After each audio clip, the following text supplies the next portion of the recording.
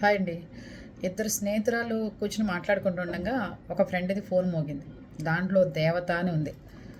ఎవరే నీ ఫోన్‌లో దేవత అని ఫీడ్ చేసుకున్నావు అని అడుగుతుంది స్నేహితురాలు.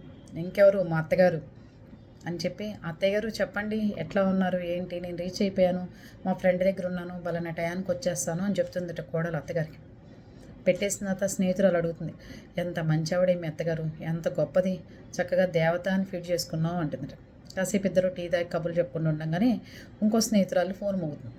దాంట్లో శాడిస్ట్ అని వస్తుందట. ఎవరు ఈ శాడిస్ట్, ఎవరు నీ ఫోన్లో శాడిస్ట్ అని పడింది అంటే, ఇంకెవరు మా అత్త.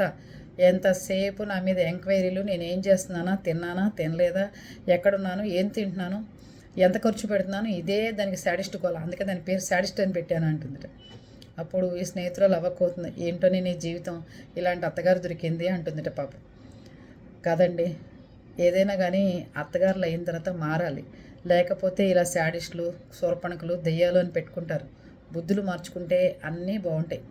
కొడుకుల్ని, కూతుర్ని, మనవాళ్ళని, మనవరాళ్ళని అందరినీ సమానంగా చూసుకుంటే మన్ని కూడా దేవత అని ఫీడ్ చేసుకుంటారు. లేకపోతే పరువులు పోయేసరికి శాడిస్టు, శూర్పణఖ, దెయ్యం ఇలాంటి పేర్లు పెడతారు.